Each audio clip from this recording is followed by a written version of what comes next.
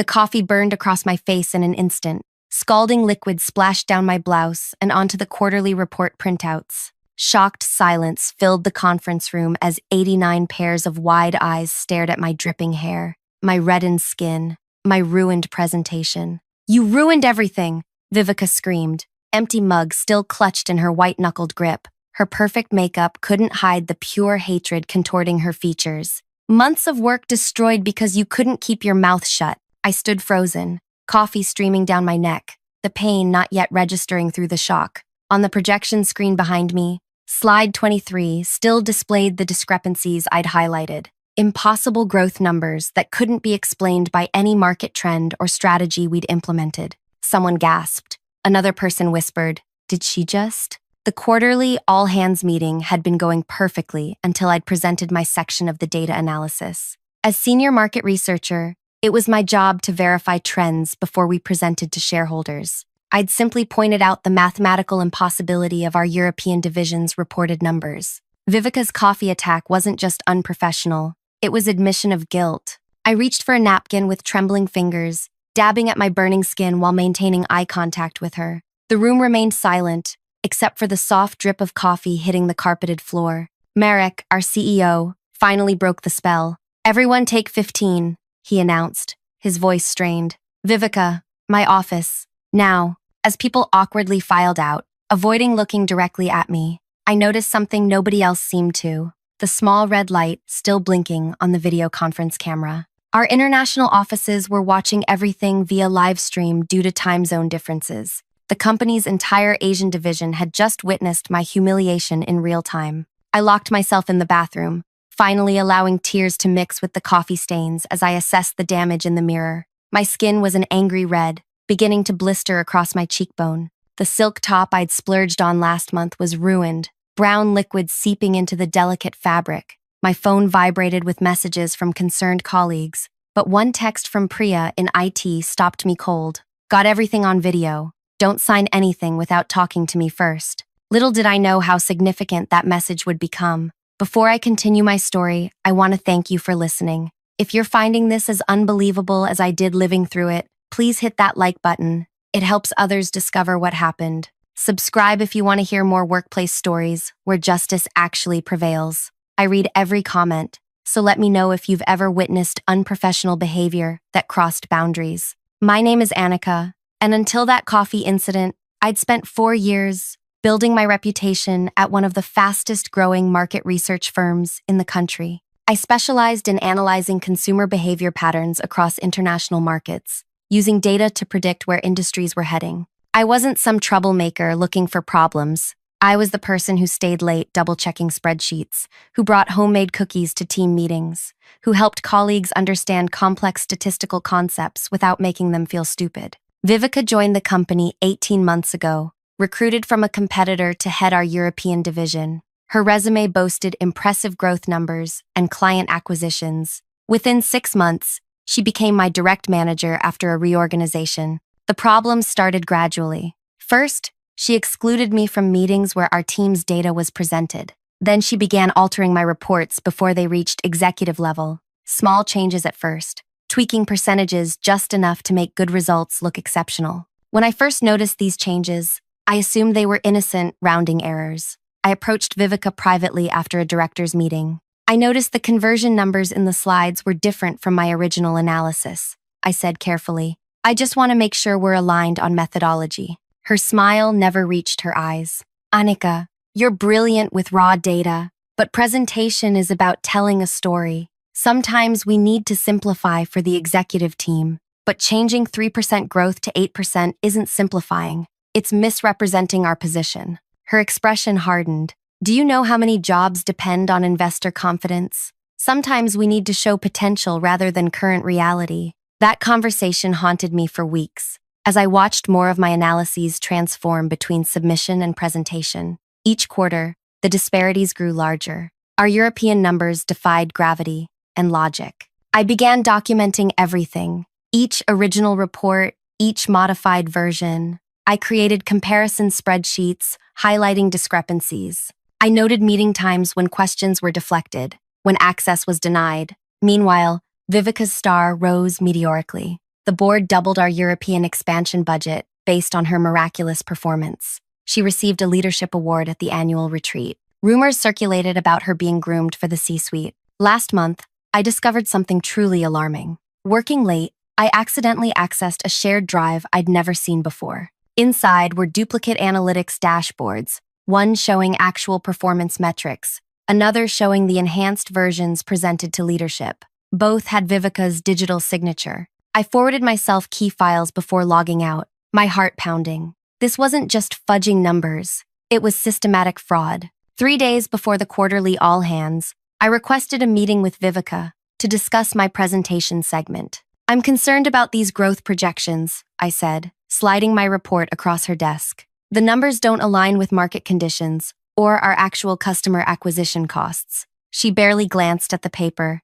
"We've implemented new strategies that explain the acceleration. Just present the approved slides. But these figures suggest your job is analysis, Annika, not questioning leadership decisions." She leaned forward. "The board already approved next year's budget based on these projections. Do you understand what challenging these numbers would mean?" Her threat hung between us. "I understand completely," I replied, keeping my voice steady. And I did understand. I understood I was witnessing deliberate deception that put the entire company at risk. I understood that someone would eventually take the fall when reality caught up with fantasy. I understood that whistleblowers rarely survived with their careers intact. What I didn't understand was how far Vivica would go to protect her fraudulent success story. The morning of the presentation, I made 2 decisions. First, I prepared slides showing both the reported numbers and the actual metrics side by side. Second, I placed a small USB drive in my pocket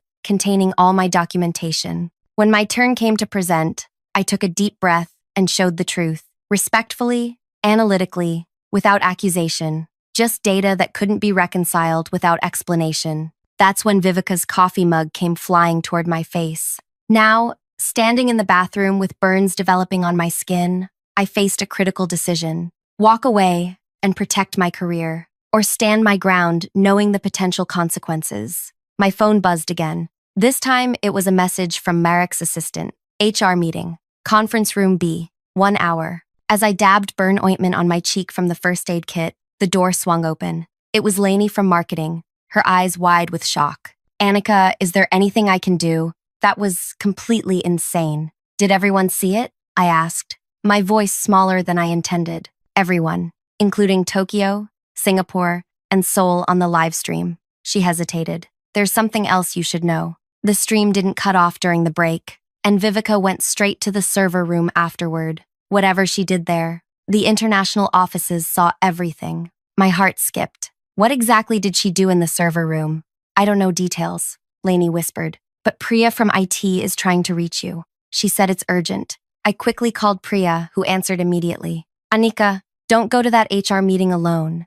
Vivica is claiming you deliberately sabotaged her by presenting unauthorized data. She's gathered 3 senior directors who are backing her version of events." "But everyone saw what happened," I protested. "People see what they want when power is involved," Priya replied grimly. "Listen carefully. She went to the server room right after the incident and used her override access to delete files from your work account. I'm guessing they were your original reports and analyses." Ice formed in my stomach. "Can you recover them?" "Maybe, but here's the important part. She didn't realize our disaster recovery system automatically backs up everything to our international servers hourly. When she tried accessing those, it triggered security alerts in Singapore." "So my files still exist?" "Yes, but that's not all. The live stream captured her entire server room visit. She was talking to someone on her phone the entire time, explaining what she was deleting and why. Our Singapore office has the footage." I leaned against the sink,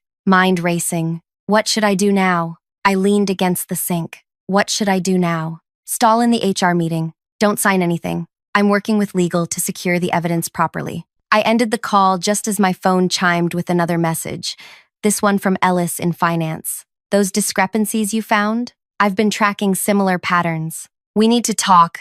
The HR meeting was worse than I anticipated. I entered conference room B to find Vivica seated beside Jana from HR, along with directors from 3 departments, all mentored by Vivica during their careers. Their expressions conveyed polite sympathy that didn't reach their eyes. Annika, thank you for joining us, Jana began, sliding a document across the table. We want to resolve this unfortunate incident quickly and discreetly. I glanced at the paper, a mutual non-disclosure agreement with a small severance package. They wanted me gone. Before we begin, Vivica said, her voice professionally controlled, I want to sincerely apologize for my emotional response. The pressure of delivering consistently exceptional results sometimes affects my judgment. The directors nodded understandingly. However, she continued, we need to address the underlying issue.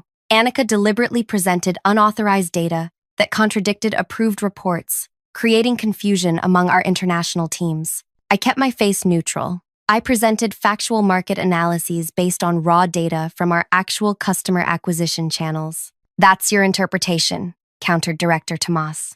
Vivica's team uses sophisticated methodologies that sometimes appear counterintuitive to those without the full context. Jana cleared her throat. We're suggesting a clean break for both parties. The company will provide 2 months severance and a reference letter. In exchange, you agree not to discuss today's events or any internal data methodologies. You want me to quietly disappear after being assaulted in front of the entire company? I kept my voice calm, despite my racing pulse. We're characterizing it as a regrettable workplace disagreement, Jana replied smoothly. Vivica has already accepted formal reprimand for her emotional response. I need time to review this document with my attorney, I said, buying time as Priya had suggested. Director Fiona leaned forward. Annika, your performance has always been stellar. This situation is unfortunate, but prolonging it benefits no one. Your career prospects. The door swung open, cutting her off. Marek entered with Priya and a woman I recognized as general counsel.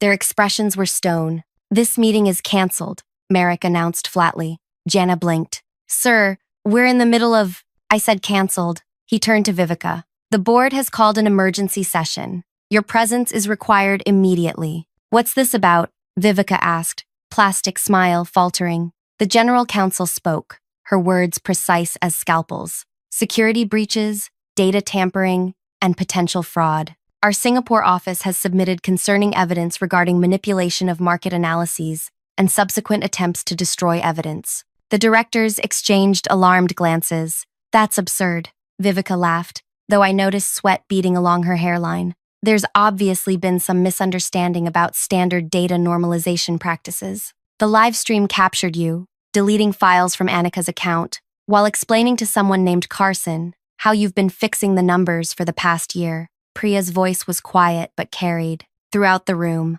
you specifically referenced misleading investors about European market penetration rates. Color drained from Vivica's face. We'll sort this out, she said, gathering her things. Clearly, some comments were taken out of context. As she stood to leave, Marek blocked her path. Security will meet you at the boardroom. Your access credentials have been temporarily suspended. When the door closed behind them, I finally exhaled. Jana stared at the NDA document, then silently collected it and left without meeting my eyes. I sat alone, trembling with delayed shock until Priya returned 20 minutes later. The board is reviewing everything now. They've called in forensic accountants to examine all European division reports. I swallowed hard. What happens now? They want you to help reconstruct the actual performance metrics. Can you do that? I have everything backed up at home, I admitted. I've been tracking the discrepancies for months. Priya smiled. Smart woman. By the way, Ellis from finance wants to meet with you.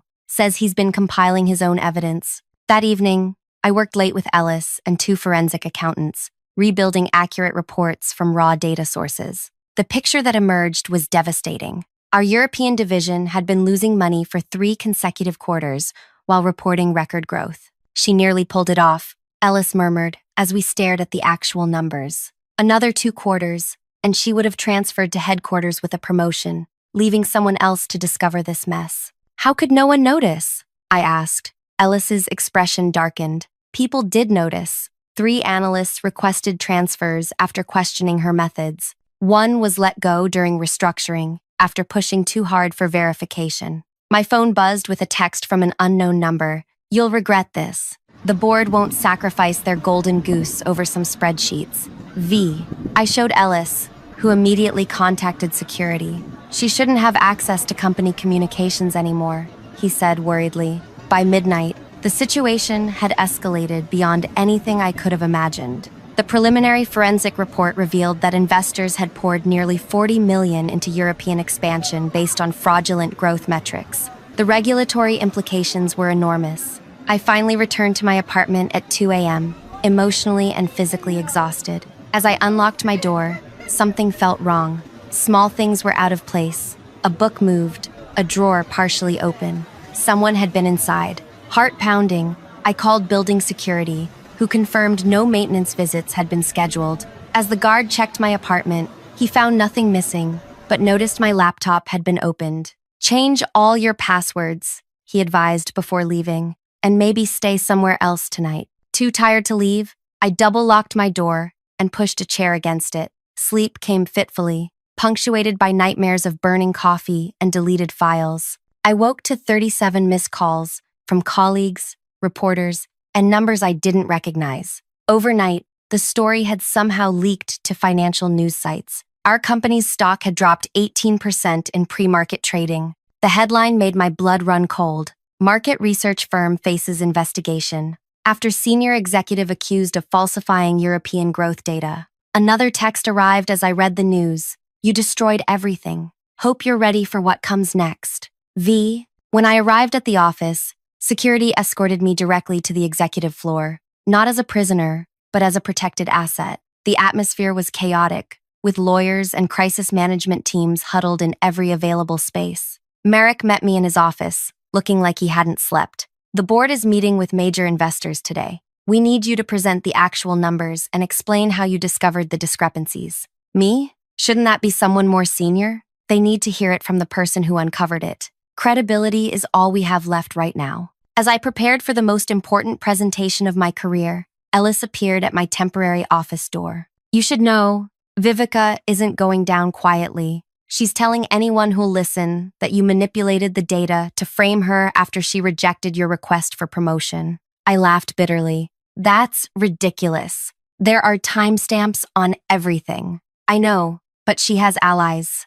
3 directors are repeating her version. And," he hesitated. "What?" "Someone leaked your personnel file to a reporter. They're highlighting that you were passed over for promotion twice before Vivica arrived." I felt sick. "They're painting me as disgruntled." "Exactly. And there's more. Building security reported someone tried accessing your apartment again this morning while you were here." The implications chilled me. This wasn't just about professional reputation anymore. It felt personal and increasingly dangerous. As I walked to the boardroom later that day, clutching my authenticated data reports, Priya rushed toward me. "Wait," she whispered urgently. "Before you go in there, you need to see this." She showed me her tablet, displaying an email chain accidentally included in the investigation data. The emails were between Vivica and someone named Carson Hayes at a competing firm. They detailed not just data manipulation, but a systematic plan to inflate our European numbers, secure massive investment, then leave the company before the house of cards collapsed. The final email included a line that made my hands shake. "Once we control the narrative, we can discredit anyone who questions the numbers. If necessary, we'll make examples of them." I looked up from the tablet. "She planned this from the beginning. She planned this from the beginning." Priya nodded grimly. "And she's not finished. Security just reported she accessed our building using another employee's credentials an hour ago. No one can find her." As I digested this information, the boardroom door opened. All eyes turned to me. Directors, investors, lawyers, and forensic accountants, waiting for explanations only I could provide. I stepped forward, my career and possibly more hanging in the balance, wondering where Vivica was and what she planned next. I entered the boardroom with my heart hammering against my ribs, clutching the data files that would determine not just my future, but potentially the company's survival. 14 pairs of eyes tracked my movement. Board members, major investors, and legal representatives arranged around a massive oval table. The tension in the air was almost physical, pressing against my skin. Merrick nodded toward an empty seat. "Annika, thank you for joining us. Given the circumstances, the board has requested you present the actual European division performance metrics directly." I connected my drive to the presentation system, my fingertips still stinging from yesterday's burns. The first slide appeared, a simple comparison between reported growth and actual performance across 18 months. As you can see, I began, my voice steadier than I expected. The discrepancies began small, but expanded dramatically after the second quarter. For 20 minutes, I walked them through the evidence, explaining methodology and verification processes. I showed how the actual customer acquisition costs were triple what had been reported, how retention rates had been artificially inflated, how profit margins were negative rather than the reported 18% positive. The board chairman, a silver-haired man named Reed, removed his glasses. To be absolutely clear, you're stating the European division has lost nearly $17 million while reporting $23 million in profit? That's correct. The supporting data is consistent across multiple verification methods. A woman I recognized as our largest institutional investor leaned forward. When did you first notice these discrepancies? And why didn't you alert anyone sooner? I felt a trap in her question. I began documenting inconsistencies 9 months ago. I raised concerns through appropriate channels, first with my direct manager, Vivica, then with finance oversight. And the response? I was told the differences reflected advanced modeling techniques and strategic presentation of potential rather than current metrics. Ellis, sitting near the door, added, Finance received similar explanations when we questioned the numbers. Vivica had cultivated strong relationships with several directors who validated her approaches. 3 directors shifted uncomfortably in their seats. Reed's expression hardened. The coffee incident? That happened after you presented contradictory data? Yes. I simply showed both sets of numbers side by side during my assigned segment of the quarterly presentation. The investor tapped her pen against the table. And now Vivica is claiming you manipulated data to frame her after being denied promotion. How do you respond? I met her gaze directly. Every analysis I've presented includes verified raw data with timestamps and authentication logs. Independent forensic accountants have confirmed my findings. The livestream captured her, attempting to delete evidence immediately after the incident. Murmurs rippled around the table. Furthermore, I continued, this morning's investigation revealed communication between Vivica and Carson Hayes at Velox Analytics, detailing their plan to inflate our numbers, secure investment, then leave before discovery. This revelation elicited gasps. Merrick's face drained of color. Velox was our most aggressive competitor. Those communications haven't been authenticated, cautioned the general counsel. They're being verified now, Priya interjected from the doorway. But security has another urgent concern. We can't locate Vivica within the building, though her borrowed credentials show she's still inside. She's disabled several security cameras on the executive floor. Reed stood immediately. Suspend this meeting. Security protocols in effect. As everyone gathered their materials, my phone vibrated with a text. Check storage room 3E. Come alone if you want to protect what's left of your reputation. V. I shouldn't have gone alone. Every instinct screamed against it, but something in the message's tone suggested she had leverage I couldn't ignore. Slipping away from the dispersing meeting, I took the stairs to the 3rd floor, finding the rarely used storage section deserted. Room 3E's door stood slightly ajar. I pushed it open to find Vivica sitting calmly beside a small table, looking immaculate despite being a fugitive within her own workplace. The sight was so incongruent, it momentarily stunned me. Close the door, Annika, she said pleasantly, as if inviting me to a normal meeting. Against better judgment, I stepped inside, leaving the door open a crack. Security is looking for you. I know. We don't have much time, she gestured to a chair across from her. You've created quite the spectacle. The board seems impressed with your detective work. This isn't about impressing anyone. You committed fraud that put the entire company at risk. Her smile remained unwavering. Such righteousness. Tell me, what happens to all those jobs in our European offices when investors pull out? Have you considered the collateral damage of your crusade? You created that risk, not me. Perspective is everything. I accelerated growth projections to secure investment we needed. Without that funding, European expansion would have stalled completely. You fabricated results and misled investors. I created opportunity, she countered. This company was stagnating before I arrived. My methods brought in $40 million in new capital, based on lies. Her expression hardened minutely. I came here to offer you a choice before things escalate further. She slid a folder across the table. Inside were printouts of private messages between me and a former colleague who'd left for a competitor last year. The conversations included discussions about company strategy and market positioning, sharing internal strategies with competitors. Very problematic. Viveka's voice dripped with false concern. Combined with your personnel history of promotion denials, this paints an unfortunate picture of motivation. My blood ran cold. The messages were real but innocuous. General industry talk with a friend, nothing proprietary, but carefully selected and presented without context. This is manipulation, I said quietly. This is survival. You've destroyed 18 months of my work. Did you expect no response? What do you want? Simple. A joint statement acknowledging mutual misunderstanding of methodologies. You retract your claims of deliberate manipulation. We both resign with appropriate packages. The company avoids a public scandal. That's not going to happen. Her smile tightened. Then I released these communications to the board alongside evidence suggesting you altered data timestamps to frame me. 3 directors will support my version. Your credibility, your career, everything you've built, gone. No one will believe that after seeing the live stream. People believe what powerful people tell them to believe, Annika. You should have learned that by now. As she spoke, I noticed something on her open laptop. An email draft to our entire client list with attachments labeled Confidential Client Strategy. My stomach lurched as I realized her backup plan wasn't just to discredit me, it was scorched earth. You'd destroy the whole company? I whispered. I prefer to think of it as leaving nothing for those who betrayed me. Her finger hovered over the send button. Your decision? The storage room door swung fully open. Ellis stood there, with Priya and 2 security officers. We heard everything, Ellis said quietly.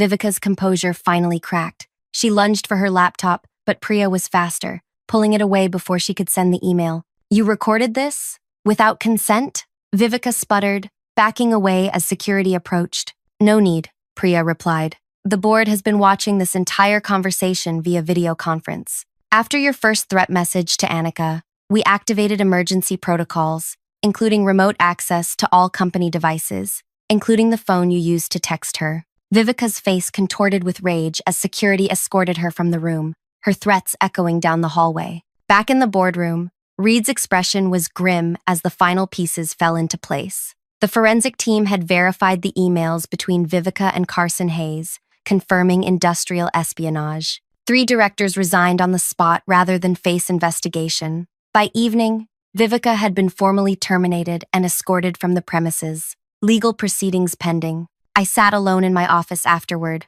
physically and emotionally drained. When Merrick knocked on my door, "The board would like to see you," he said, his expression unreadable. Expecting more questions, possibly even lingering suspicion, I returned to the boardroom. The remaining board members and investors were still there, now joined by several senior managers. Reed spoke first. Annika, your actions exposed serious wrongdoing that could have destroyed this company. Your thoroughness and integrity are exactly what we need during this recovery period. I nodded cautiously, uncertain where this was heading. We'd like to offer you the position of Interim European Operations Director while we restructure. The role comes with a significant salary increase and team authority. You'll work directly with the forensic accountants to rebuild accurate reporting systems. The offer stunned me. I'm not sure I'm qualified. You're precisely qualified, interrupted the institutional investor. You understood the numbers when others accepted convenient fictions. You maintained integrity when pressured to conform.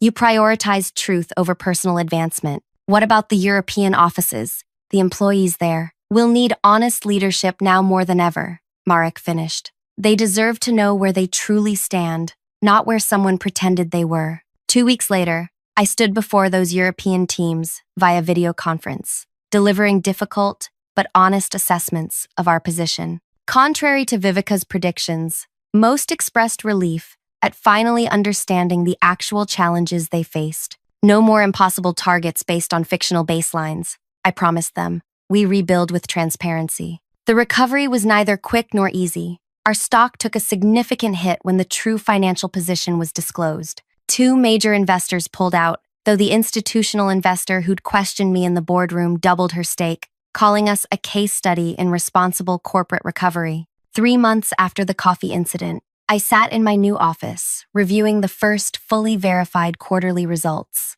The numbers weren't impressive. European operations remained in the red, but they were honest, with realistic improvement trajectories. My phone buzzed with a news alert. Vivica had pleaded guilty to securities fraud and industrial espionage charges. The plea deal included cooperation against Carson Hayes and Velox Analytics, revealing a broader scheme targeting multiple competitors. As I closed the alert, an email arrived from Reed. The subject line read, "The Real Revenge." Inside was a link to an industry publication featuring our company as a case study in corporate resilience and ethical recovery. The article highlighted how transparent reporting had restored investor trust despite revealing short-term losses. The final paragraph quoted an unnamed board member. Our recovery strategy was simple, the exact opposite of what created the crisis. Where there was deception, we chose transparency. Where there were shortcuts, we embraced proper process. Where leadership demanded blind loyalty,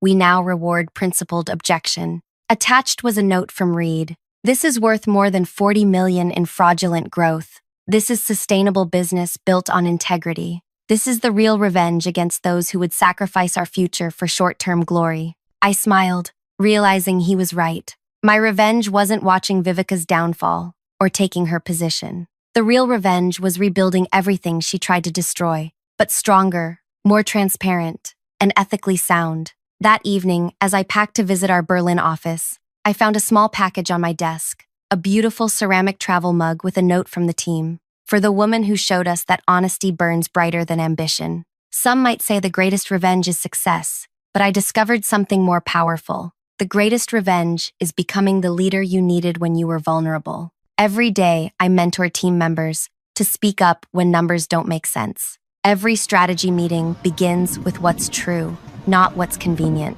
If you've stayed with my story this long, maybe you're facing your own workplace challenge, someone taking credit, hiding problems, or punishing honesty. Remember that integrity may burn slowly, but truth eventually boils over. If my story resonated with you, please subscribe for more workplace insights. I share new leadership lessons monthly. Leave a comment about how you've handled difficult workplace situations. Your experiences might help someone facing similar challenges today. The burn scars on my cheek faded long ago, but the lessons remain, permanent reminders that sometimes the most painful moments lead to our greatest transformations.